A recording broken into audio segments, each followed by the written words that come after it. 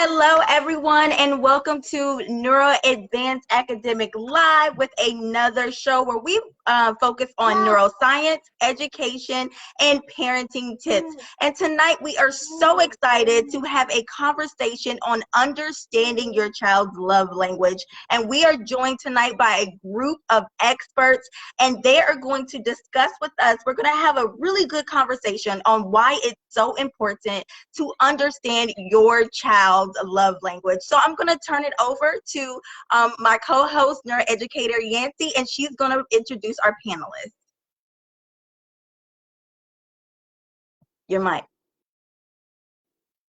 I'm sorry, I'm just over here chatting away. Thank you so much for that. I am neuroeducator Yancy, the co-host of this live event and Neuro Advanced Academics. So without further ado, I'm going to introduce our panelists. First, we have Miss Jephney Herring of Herring Pride over at Instagram and on Facebook, and also with Divinely Eloquent Events and Planning. Next, I can't hear you. Okay. Next, we have Miss Cassandra Morris. She is a certified school psychologist. And then we have Miss Shae Nicole. She is a certified clinical trauma professional therapist. And then we have Miss Marlene Spence, a child behavior specialist and parent coach. All right, so as we all take a moment to just go ahead and share the video to our family, our friends, and other viewers, and as everyone is coming on in, we are going to jump right into the first question. All right, ladies, so can you first of all tell everyone what are the love languages exactly? So I'll start off with a couple of them. One of them, of course, is words of affirmation. A few of those examples could mean, praises, love notes, compliments, sending words of encouragement or acknowledgement. And the other one would be quality time. And with your kids, that can look like going outside, playing a game with them, doing a craft, cooking together, cleaning together, anything that involves spending time with them. Yes, and so there's 5 in total, and so the remaining 3 are acts of service, and so that is when you they like to have services done for them, with them. The next one is physical touch, and so that is, I think, pretty self-explanatory. And so, and that could include things like hugs, kisses, anything where physical contact. And then there's gifts. So this is the child that enjoys receiving gifts.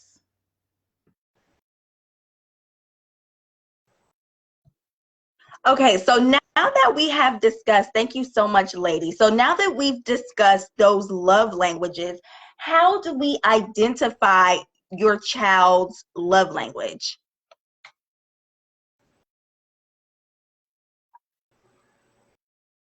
Okay, I'll go first. And so, okay, so there's definitely a few ways. One is definitely, you can go online and you can probably Google love language quiz and be able to find the quiz. But one of the other ways that I really encourage parents to even look at is, what do you find your child's always asking you? Right. So do you find that your child is always saying, like, Mommy, come, I want to share this thing with you, or I want to really do these things with you, or come see what I've done? Then that might be quality time, right? Or is your child always talking, or does your child get really, really excited when, you've maybe gone somewhere and you've come back with a little gift or treat or like something just to say, hey, I was thinking about you, and that their face lights up. So just observing some of those things are really important. So can y'all hear me? Okay. So just to piggyback off of where she left off about paying close attention. So my son is 2. So he's not able to verbalize or express how he's feeling. So I have to really pay attention to his cues and follow his cues and how he reacts to my my affection toward him. So like I'm kissy on him all the time, and sometimes he'll turn his cheek. He's 2. I totally respect that. He's probably not going to be all kissy. And then when he gets older, he'll probably, just out of respect for mommy, give me lots of kisses because I like kisses from my baby. But it's just about really following his cues and how he reacts to how I show him affection. So I think that it's really funny that Cassandra said that, because while we were explaining the love languages, I have a 5-year-old, and that's just piggybacking off of what Marlene said as well. It's so important to watch what they're doing. Maybe it's because I knew that we would be on the talk today. Today, like all of her love languages were like just screaming out at me. But we went for like a little jog, and she kept saying, "Mommy, let's hold hands. Mommy, let's hold hands." And I was like, she likes to be like all cuddly and up under me. And I never, like, I paid attention to it, but today it was like really screaming out at me, right? And then I'm thinking about our love languages and how Cassandra's like, I like to be kissy, and he turns his cheek, right? So I'm like, how important is it for us not only to be aware of our own love languages and not try to force that on our children, because they may not receive that. You know, they're going to have those times where they're like, ew, not right now. So that's always a good thing too, not only knowing their love languages and being open to receive from them the best way that they know how to, you know, share their love with us as well. Thank you. So if I can just add, I think you know, we have to remember too that even though our kids, they say our kids' child's love languages don't actually change, but how they want to receive that may look different. So again, yes, your 5-year-old or whatever, you might be like, come kissy. Do not try that with your 15-year-old. It ain't gonna work. But with your 15-year-old, right, it might be the fist pump. It might be, you know, the pat on the back. It might be some other form of contact. You know, boys or even girls who love the rough tumble and wrestling. And, you know, I know we're good friends and we can wrestle down to the ground and do all that stuff. So it comes in different forms as your child definitely gets older. Thank you so much for that, lady. So that kind of segues us right into our next question. So what do we do to ensure that our children's love tanks are full? I would say definitely by acting on their their love language, whatever their love language may be, acting on it, and even checking in with them and seeing how they're doing, because we can't always read our kids' minds. So we want to, you know, for those that we're able to talk to them, and then of course the younger ones, the toddlers, the infants, we're definitely having to pay more attention to seeing what their need, what do their cries mean. I know as moms, we typically can hear the differences between their different cries or what they may need.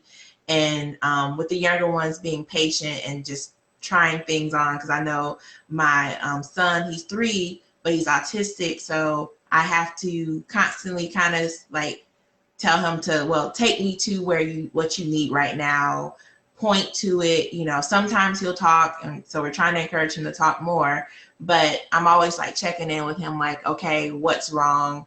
And I have to just be patient and see what he needs in that time. Versus my 15-year-old, she like, I'm sorry, what's your name again? Is it not Cassandra? The lady in the yellow shirt. Marlene.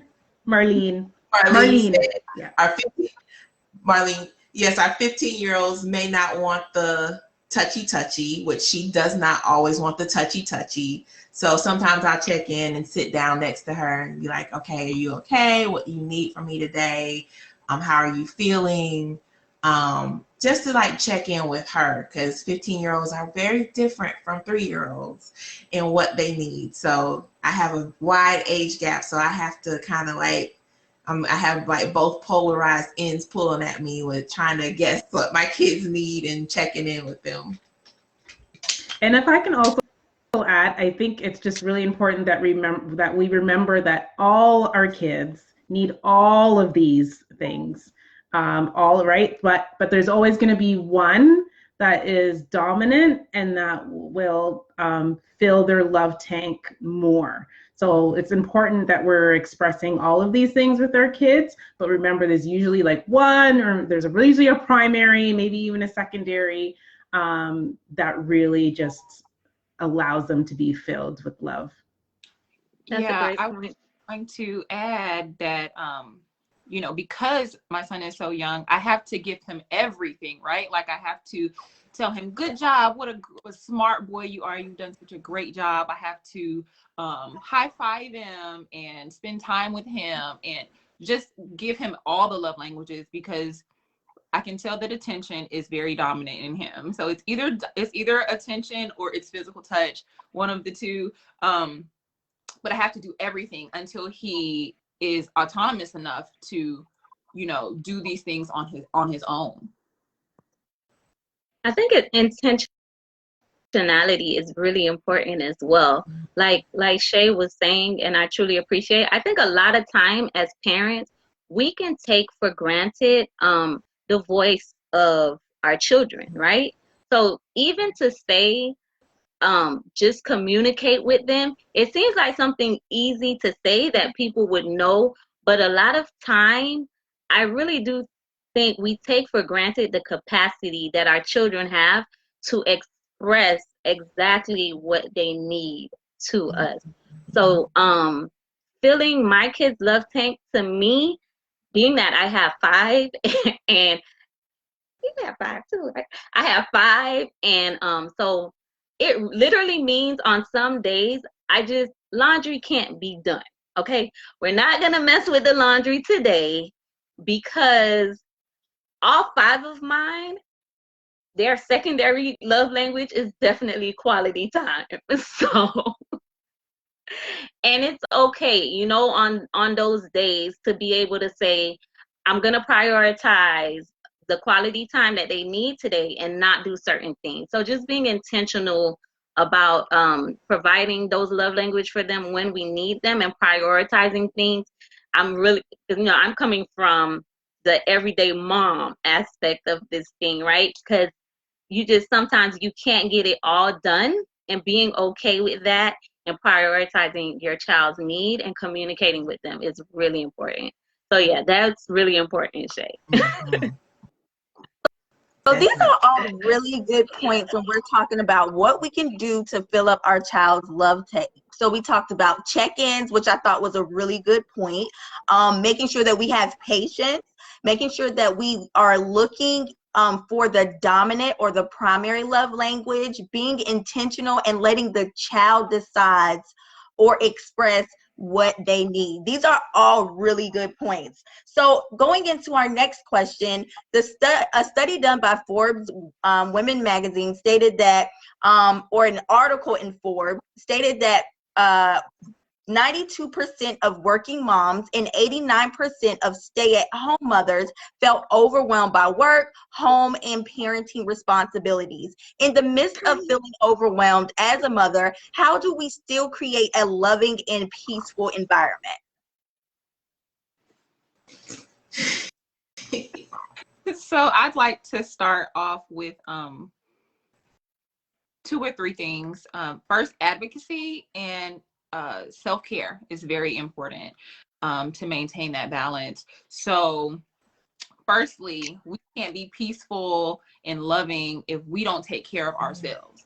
So self-care is what I advocate for all the time, no matter how big or little that might be.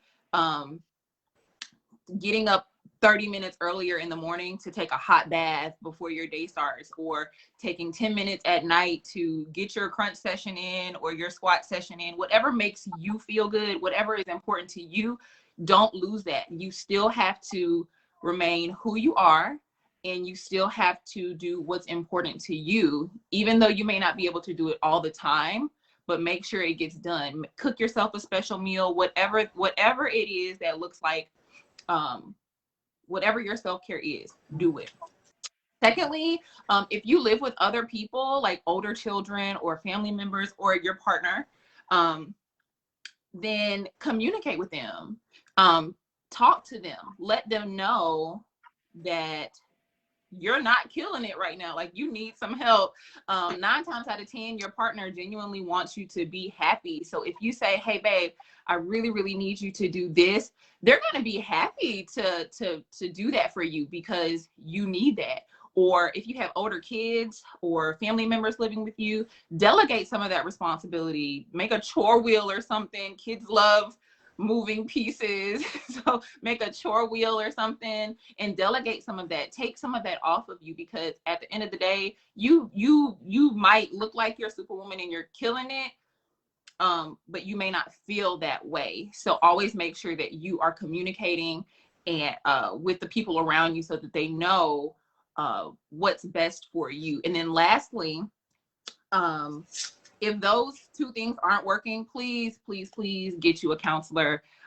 You'd be amazed at how much counseling, and it's not talked about as much as it should be in the Black community, but having a counselor, someone that will listen to you and you can just go and unload your burdens on, and they can give you some way to like organize that or put that into perspective or put a name to it. You'd be amazed at how that changes your perspective about things. So those are my 2 cents. I know it was wordy and lengthy, but no, I think those were great. I definitely echo everything that you say. I think as moms, again, we are so used to pouring out, right? That again, we need to take inventory of what is your love language. What fills your love tank, right? Because a lot of times what happens is we end up getting all miserable. We're yelling at our kids, and right? It's because we are feeling empty. So yes, I definitely agree with that. And I think it's also, I think it's Jephney. Jephney. You had also mentioned being prioritizing and being intentional, right? Which I think is so important, because when we are so overwhelmed, we really need to have a plan and be intentional. And we already know, our brain is not going to be able to be in the planning space if we are already frazzled. And so being intentional and not feeling like, we're constantly shooting darts and missing the target. If we know that our kids, let's say, like, that your kids' love language is quality time, that. So now you can be intentional and be like, okay, so you know what? For this next half an hour, guys, we are going to play a game, right? And you can be more, and you can plan it out. You can say, okay, you know what? When I go to the grocery store, I'm going to try to pick up a little something for so-and-so. On Friday, I'm going to, and again, you can just be more intentional. You can plan, and you're not going to be feeling like, well, you guys are so grateful. Like, look at that, I helped you with that, and you're so ungrateful. Like, I'm not doing that for you again, right? But it's because you're missing the target. You're not understanding what they needed. And so, being intentional, prioritizing, finding out what your own love language is and what their love language is, so you can be intentional, is so important. I totally agree with what the other lady said. The self-care is number 1 for me. I talk about that all the time. And I'm a scheduler and a planner. So like, Google Calendar is probably my second best friend. I'm constantly checking my schedule, like, what do I have to do today? And like the top of the week, usually Sundays or Mondays, I'm like, where am I going to schedule my self-care in this week? So I usually sit down and I'm like, okay, I'm going to go get a massage, or I'm going to take a walk, or I'm going to exercise this time of the day. So I have to schedule things because that's kind of how my brain works. If I don't have a schedule, I'm not being intentional, I'm not planning and things, then it's just gonna jumble up my day.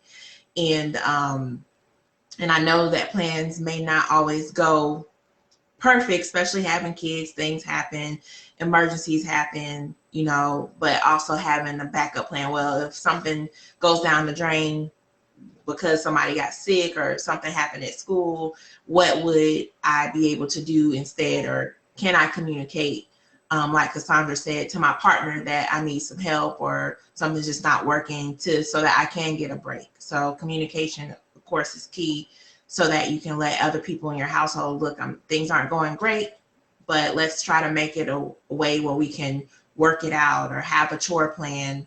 And typically sometimes I go day by day with the chores, and I tell my 15-year-old, like, here's your chores for the day. At the top of the day, after you get done with school, it should take you 30 minutes, and even stressing self-care to her and saying, like, between your assignments or your homework, take a 30-minute break, do whatever you want to do, and then come back. So I don't believe in that homework for how many ever hours straight. I always encourage her to, like, take a break, watch your anime, chill out, do whatever you need to do. So I try to teach that to her because I didn't learn that growing up either. Yes, I love that. I especially love allowing that opportunity for our children to have that time for self-care and teaching that, because a lot of us did not have that. And I'm a big advocate for counseling as well. And for those of you that are just joining on, if you did hear that mentioned, we do have counselors right here available on our panel. They will be giving their information at the end. So if you all feel anything that resonates with you, please reach out to these ladies. They are amazing at what they do. That's why they're here with us today. So also, for those of you that are just joining in, we are discussing the 5 love languages and understanding the love language of your child. Those 5 love languages are quality time, words of affirmation, physical touch, acts of service, and receiving gifts. And these ladies have given us some amazing tips and tools so far. And so we are going to continue with the conversation. Thank you so much, ladies, discussing advocacy and self-care, not only for ourselves, but for our children as well. Communicating to those that live with us, asking for help, delegating responsibilities around the house, and most getting a counselor if you need help, not being afraid to reach out, and having someone to be able to spill everything over onto, to help you organize those thoughts and different things like that. And it's very helpful. So I'm going into our next question. What question or questions must parents ask their child so that they know that we don't take their feelings for granted? How do we, what questions can we ask our children to help them feel valid, their feelings feel valid? I ask my daughter often how she is feeling, and I listen to her. I don't invalidate what she echoes back to me. You know, my son, it's a little bit harder, but I just try to see what his needs are in regards to, like, is he hungry? Does he need a toy? And just listening to that to figure out, you know, what he needs in the moment. But with my older child, just making sure her feelings feel valid by saying things like, you know, I understand, or, you know, I hear that you're feeling sad because of X, Y, Z. So just echoing it back so that I'm not saying, you know, I know you're not hungry, I know you're not sad, because I've heard some of those things coming growing up, and my parents, like, you know, be quiet or I'm gonna give you something to cry about, and just, like, you know, invalidating constantly. And I'm like, nope, that's not the way to go about it. I have to validate how she feels so she knows that I'm listening to her, and her feelings are valid. I'm not in her body. I can't tell her how she feels. So, you know, I just try to ask her those questions each day, like, how are you feeling? Let me know if there's anything I can do to help. I would say being a parent of multiples, I like to ask each and every one of my children often, not just how they're feeling, because my kids range from 12 to about 12 to 14 months. So I can ask the 12-year-old how he's feeling. And even sometimes when I can tell he's very emotional, he'll be like, I'm fine. Like, so I'm trying my best to be more intentional about exactly what I'm, what I'm asking him. So if we're, for instance, there are times when we're doing assignments and I can see him getting very emotional, and I will ask him specifically, like, what is frustrating you about this particular assignment? What is frustrating you about this situation? I can tell that you're upset. So like Shae say, validating even the outward emotion that I'm seeing, I can tell that you're upset. What exactly is making you upset? And they might stumble around it a little bit, but they'll definitely tell you. So just having them sneak away from time to time, and especially for my parents with multiples, get them alone from time to time. Ask them about how they feel being the third sibling, an older brother to 4, an older brother to 3. How does it feel having a little sister? Like, these kind of questions kind of really give you a feel for what they're thinking. You get the, she's so annoying, she's always touching my stuff. And then validating that, like, yeah, I get it, that's really, really hard, but maybe she wants to be like you. She thinks you're so cool, And this is literally a conversation I just had with my son, and he's like, I get it, but she's still annoying. I don't want her touching my stuff. So yeah, just sometimes going beyond and just asking them what's going on with a particular situation can give you more in-depth insight, because they're kids, and that, just like adults, people say, how you feeling today? You'll say good, and you're like breaking down inside and you want to go hide in a corner or something like that. Sometimes they'll try to give you those responses. So for myself, having a 2-year-old who's having lots of feelings, right? Lots of emotion. He has a lot going on, y'all. But for him, he's not able to say, oh, mommy, I'm so frustrated right now. So what I have to do is a lot of verbalizing and expressing for him and trying to validate what he might be feeling. So, oh my gosh, Dylan, it seems you're so upset. Maybe mommy can help you calm down. Do you need a hug or something like that? And so trying to hug him and calm him down, and trying to pinpoint what it is that's frustrating him. Sometimes Coco Melon has stopped playing on the TV and he is freaking out about it, or maybe he wants a snack or something. Or sometimes he just wants to get away and love on mommy. Like, sometimes I can just go take him in the bed and snuggle with him, and he's like, oh, okay, that did it. And we can go back and do whatever we were doing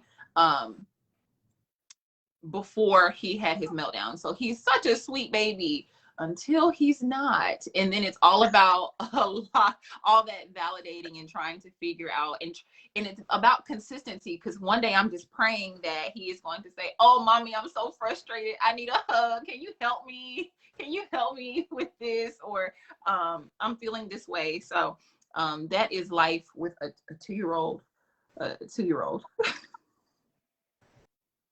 So I've got life with the 12-year-old.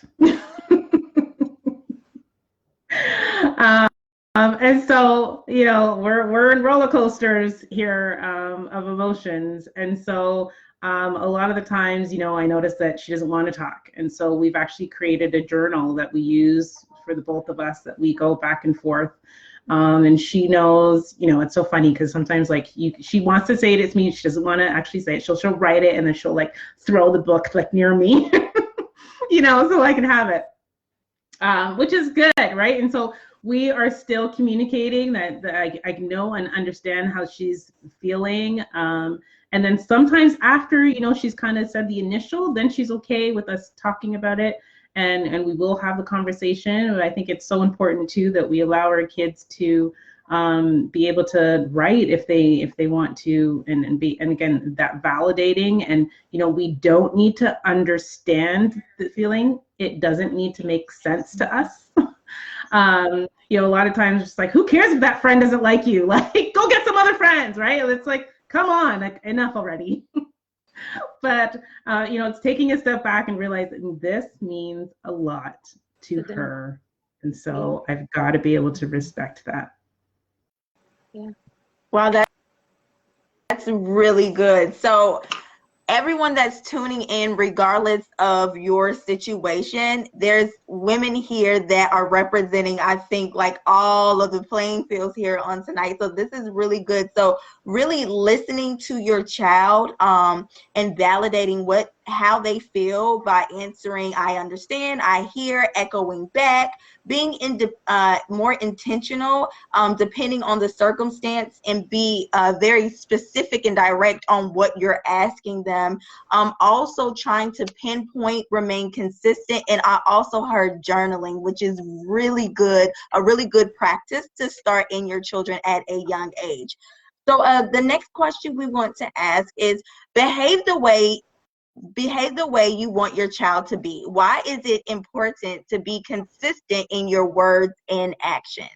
Because they're going to call you out. They're going to call you out, especially when they get older. They're going to be like, so why did you talk to daddy like that? You tell me not to talk to my brother like that.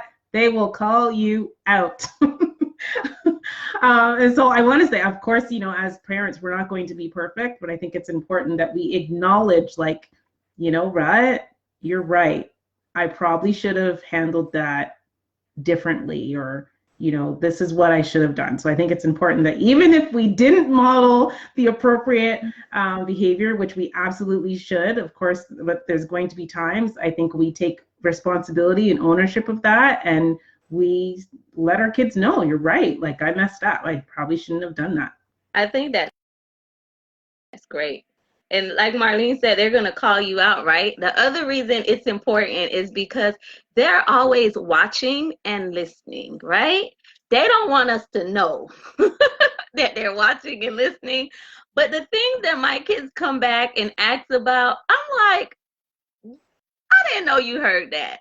So they're always watching and listening. And I just want to echo what Marlene said. I'm the parent that's like, you know what? I said we were going to do this. We missed the mark. Let's reset, right? I'm very much like a team. I let my kids know that they're a part of a team. Our family is a unit. Like, I need your buy-in for us to function, right? So because I take that approach with them, if we said we were going to do something and we don't do it, or if I'm model something the wrong way to them, they know I'm very, it's nothing for me to be like, mommy didn't do this right the first time, or we didn't get it right these couple of weeks. Let's reset, let's do it again. And I think what that teaches our kids too is life is full of mistakes. We're gonna make them, and you have opportunity to do better the next time, as opposed to them always feeling like they have to be on all the time, which is not reality. And I think that can be really damaging when they don't see us mess up. Not that we want to model the wrong things, but I think it's very human and it's very helpful for them to see it and to see us bounce back from it as well. And then I also, so children can sense when we are upset or tense. Like, even in the classroom, if you work in the classroom, like, children can sense when you don't like them. Like, they may be a behavior problem, and if you don't come back with the right attitude the next day, or even like that same day, they're going to have a problem with you because they can sense that you don't like them. But so they can sense that. And so being able to remain calm in their chaotic world, or whatever, their chaotic moment, is teaching them that you're teaching them how to behave when they're stressed out. So being consistent is hard. It can be so hard to remain consistent all the time. But I don't think I've ever been so intentional about how I respond to things in front of my baby since I've become a mom. Like, I've become very intentional about how I want to model my behavior to him, because I want him to be able to remain calm when he's stressed out. So like, even yelling and making sarcastic remarks, as I've seen people do, and even your body language, like, you're teaching your child that, and so they're going to do. So we're nurturing them, right? So they trust us to do what they should be doing. So when you operate on more of the system of like, do as I say and not as I do, they lose a bit of that trust in you every time they witness that. So like, and then it can get so much worse as they get older, because they're gonna call you out on it. Like you said, they're gonna call you out on it. So I just wanted to add that. Thank you so much, ladies, for sharing those. So we understand that why it's important for us as parents, adults, to be consistent, because it's not just our children that are watching us and that are around us regularly. It's other children that are around us. We're working in school settings and in other office settings where, children are watching us, and we have to, again, be intentional about our behaviors and our mannerisms and the way that we respond to certain situations, because they are watching. And when they get the opportunity, they will let you know that they're watching, and they'll ask you those questions. Why? Well, why'd you do this, or why'd you do that? And to know that it's okay to admit when you're wrong, admit when you make a mistake, because that's a learning opportunity for our children. It teaches them that it's okay to mess up. And it teaches them that how to rebound when you make a mistake, or when you're in a situation that isn't so favorable and you don't react so favorable to it. And so that is amazing. Thank you, ladies, so much for that. And so into our last question, before a child can learn, a child has to feel secure and loved. Do you agree or disagree with this? What does this look like in your home or your classroom or virtual setting, in your practices? What does that look like for you all? So I go on this from a biological standpoint, meaning that I go on the basis of connect to redirect first, with my kids and with the parents that I work with, from a mental health standpoint, because children's brains are still developing. And when they're angry, frustrated, sad, upset, their brain is like just all over the place. They're in impulse mode. So in order to help them learn, or get to the place of like them even receiving information, we need to help them to connect. We need to connect with their emotions and their feelings first, checking in with how they feel, so that then we can help them calm down, so that then, okay, now I'm open to receiving. Because as parents, we want to learn how to discipline, but discipline means to learn. Like, if you break it down, it means to learn. Not necessarily like reprimanding, but to learn and to help our children to learn.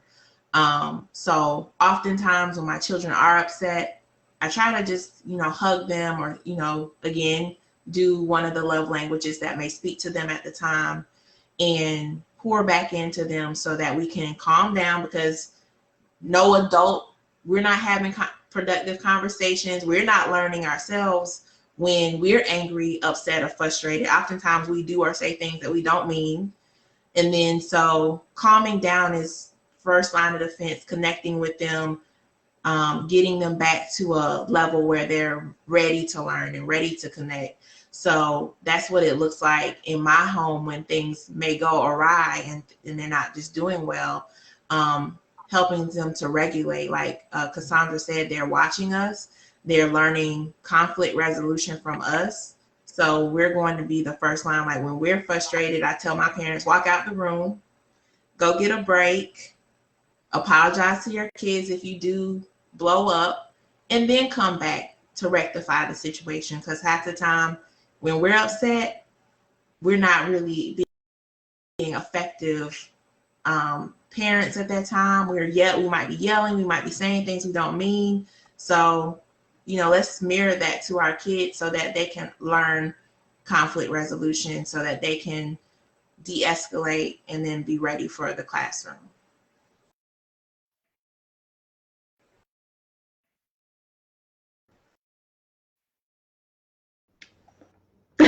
I'll go next. Okay. So definitely agree. Your students definitely need to feel like they are in a safe environment. So I've also worked in the education system for over 17 years now, and I know how important it is for the kids to be able to have a classroom, again, that's culturally responsive, right? Where they're in an environment that accepts who they are, that is able to physically see themselves, in the materials, in the instruction, in the curriculum, in the toys and everything. I think that's just so important. And then even, for home and for school as well, I think just the physical environment of being, safe and clean and organized is so important, right? When you have a clean, organized space, that's a sense of safety, and you're able to, work and feel safe to be able to be who you are in an environment like that.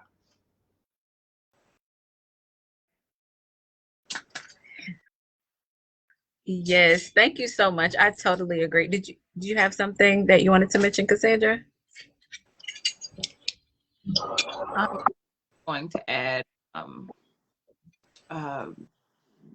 it's relationships are probably the most important thing we can have going. So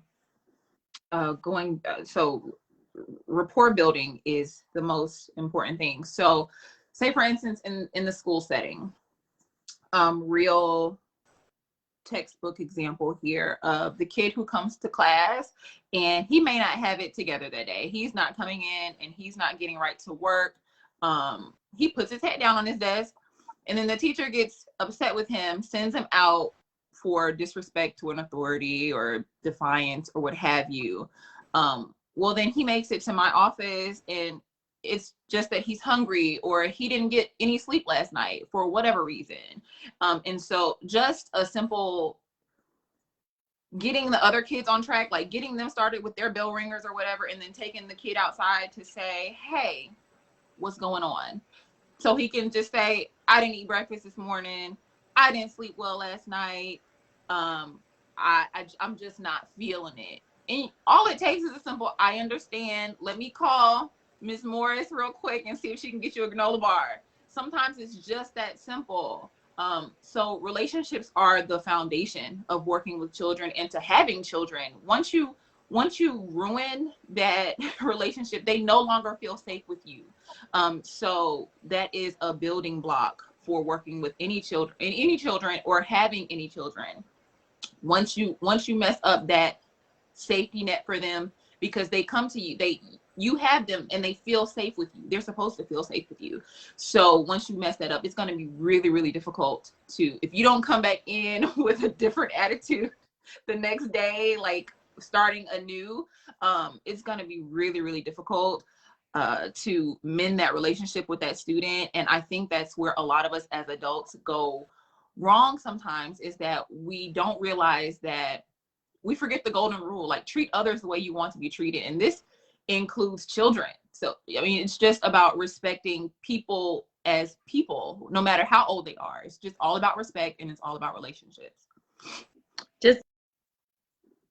Sorry, one more thing, because that was just so good what you said, Cassandra, and it brought me to what it looks like in my home, mirroring just everything that we talked about, all wrapped up: the love language, respecting our children, letting their voices be heard. And how many times have, whether it's homeschooling or now there's so many parents that are in this virtual schooling capacity, right? And they're like, I have no idea what's going on and how to do this thing. And how many times have your child come in and they're like, I'm not for this today. I don't feel like reading this article. I don't feel like doing this virtual work. I'm not up to it. And it's just the same as Cassandra said. Sometimes we just have to ask our children, like, what is it today that's making you not want to do this? Sometimes it's a matter of them feeling overwhelmed or the work seeming too hard. Sometimes the work is too easy. They're not feeling challenged, or the way it's presented isn't correct. And then sometimes there's a need for that love language, right? I have a son. I'm always really careful of whether I say which son it is. Because I'm like, if they see this in the future, I don't want them like, you would talk about me. But I have a son, and he's very much a quality time person. And he used to do this thing where he would come to me and say, it would be like individualized work, their time just to do their work on their own. And he would come to me and say, I don't understand this. I don't get this. It's so hard. And I look at the work and I'm like, I know you understand this. And I began to see this pattern, and what it was is he actually likes for me to be sitting with him to work through things. Not that I'm helping him at all, because most of the time he already understands and knows the work, but that's his love language. He likes quality time, and so much so that he was like pretty much pretending that he didn't understand the work or not applying himself as much just so that I would sit with him. And now I know that. Like, I know that I schedule out times back to, you guys are so good today. Everybody was just like giving me good stuff. Like Shae said, like Marlene said, putting it down on the schedule, right? So now I schedule out time because I know I'm going to actually have to sit with him to get the work done.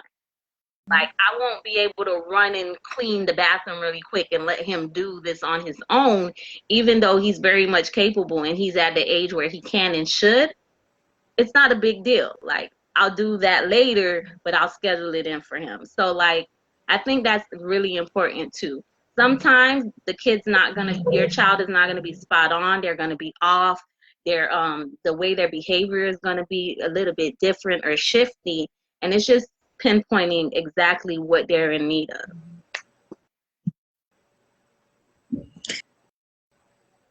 Yes, so I love all of that. All of those points were just spot on, and I'm really not just saying I'm really not just saying that. So we want to ensure that the environment is a place that they feel loved, that they feel safe, is clean and organized, is culturally responsive in that classroom environment, to ensure that they can see themselves in their own environment. That also makes them feel that want and that love in that environment as well. So we want to ensure that we are giving our children that respect that they deserve, and it's not, oh well, they're just kids, they don't, that's not it. Giving them that respect. And then the thing that I really kept hearing over and over and over tonight was just listening. Talking to your children and listening. Not listening to respond, but just listening really to what they have to say, and then give them what it is that they need in that moment. I really take that to heart. I really find that very key, and something that may sound so simple, but people really need to hear that, because it's something so simple that we think that it's just, it's nothing, because it's something that we tend to do, or we think that we do. But a lot of times we're listening and we already have, we're ready to come back, because we're the adults and we know the answer. So we're just ready to shoot back. So I love that, listening, just listening and really taking in what it is that they have to say. One other thing that I like, that there are other forms of listening. It's not, that communication. It's not just, okay, well, let's talk it out, or this or that way. Whether it's, you know, someone said earlier, whether it's wrestling, you know, because they like, you know, they like that touch, or whether it's journaling, because it's easier to communicate that way, to get those words out that may be kind of embarrassing to say, you know, to mom or dad or something like that. You know, here, just write it down on a sheet of paper, or, you know, keep that journal where you guys can have that go-to to share. And just listen. I can't get past that part. Just listen, everyone.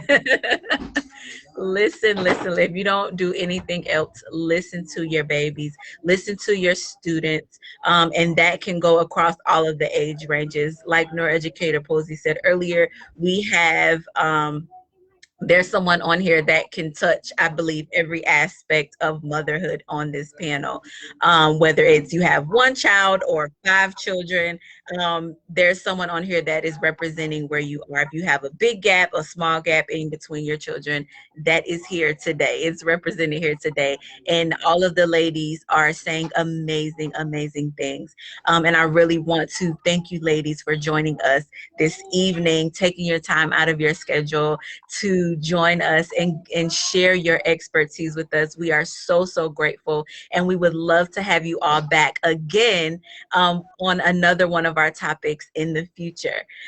So to our viewers, I just want to say thank you all for tuning in. Before we go out, I want to give each of our panelists an opportunity to share with you all again who they are, what services they offer, whether it's their business or their practice, where you can reach them, whether it be a phone number, email, social media, however you ladies want to share. I'm going to give you all the opportunity to do so. And we'll start off with Miss Jephney Herring. Uh-oh, can she hear me?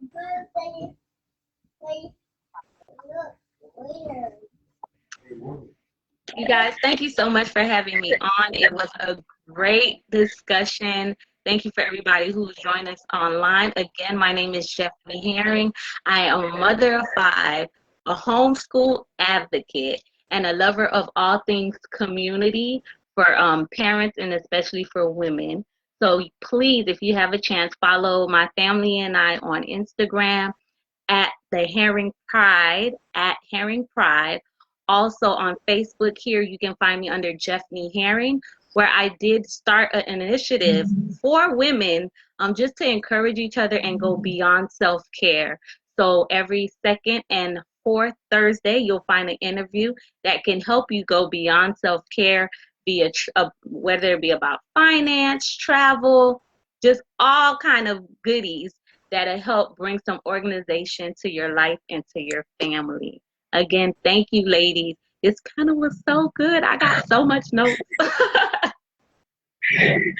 right. Up next, we'll have Miss Cassandra Morris. Yeah, so thank you for the opportunity to be with you all tonight. This was an amazing opportunity. I had no idea what to expect. I had no idea that everybody was going to be so amazing and to contribute so many gems. Like there's so much information that was presented tonight that was so beneficial. So thank you to Neuro Advanced Academics for having me, and thank you to the other ladies who were involved in the panel. I am a school psychologist for Birmingham City Schools right now, but I am also a co-founder of a brand new preschool that is online right now, and we are hoping to be local and physical in the very near future. I'm very passionate about early childhood intervention and early childhood literacy, language skills, and early academic skills so that children can be ready for kindergarten. So that's what we're going to focus on in our preschool. We're focusing on adaptive skills, which include social and emotional learning, foundational academics, and diverse language and worldview exposure.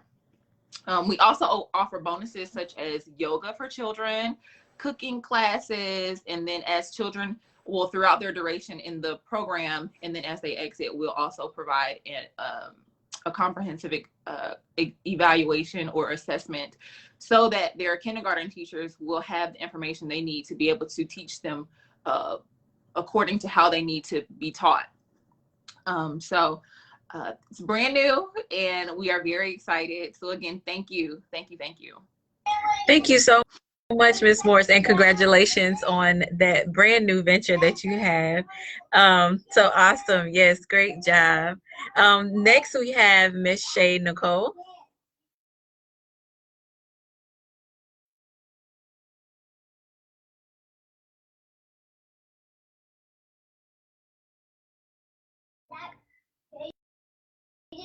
Uh-oh. Oh, I think we lost her. Okay, so I don't know if she'll be able to pop in or not, but we will definitely, Shae, if you are still watching, I know you can still see the video. If you would go ahead and put your contact information in the chat where you can be reached, that is Shae Nicole. Shae Nicole is a certified clinical trauma professional therapist. So if you are, like I said earlier, if you are in need of a counselor, she is amazing at what she does. Reach out to her. Her Instagram is Trauma Heal Her. It's over at Instagram, Trauma Heal Her. So definitely go and check her out. You can reach her on her Instagram. And up next we have Miss Marlene Spencer. Hi, everybody. Ladies, it has been a fabulous night. I enjoyed every moment. And yes, I agree. Everyone was dropping some great nuggets. It's just great to be able to just collaborate and be able to, hear everybody's expertise. It was amazing. Thank you so much for allowing me to be a part of this panel.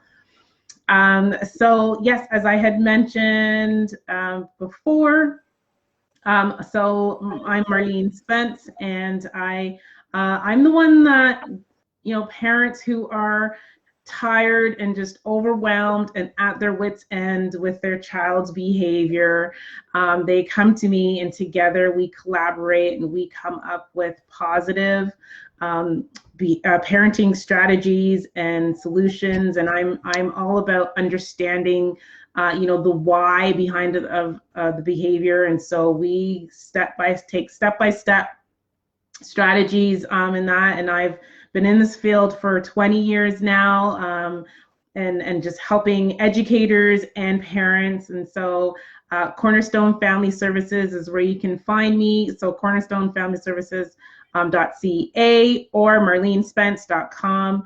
But I mainly hang out at two places now. That's Instagram and Clubhouse.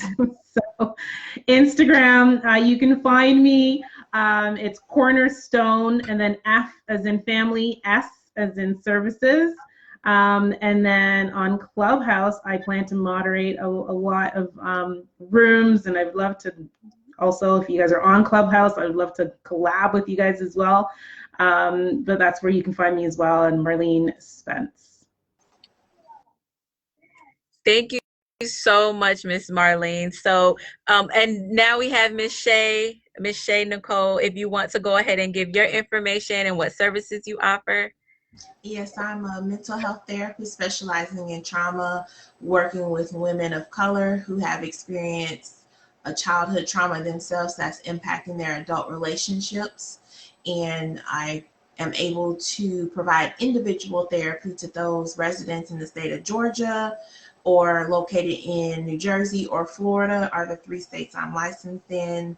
You can find me in Instagram at Trauma Heal Her. So instead of the ER, it's HER, Trauma Heal Her. And or you can go to my website, spelled SHAE, Nicole.com, ShaeNicole.com, or for services related to therapy, HealingSpotATL.com. So if I might add, because I left off how they can find me. So if I can add, right now we are just on Facebook until we get everything up and running. But you can find us at Blossom Pre-K Academy on Facebook. And this is for children who are 3 to 5. So Thank you, ladies, so much on behalf of neuroeducator Yancey and myself. This was such a tremendous panel. So please, everyone, feel free to share with your family, friends, especially if you're an educator, a new mom. Just share with your community, because this was such an excellent panel. So thank you, ladies, so much. Please feel free to reach out to our panelists. And again, we are Neuro Advanced Academics, and we are an educational firm that uses neuroscience-based practices to cultivate the innate genius in your child.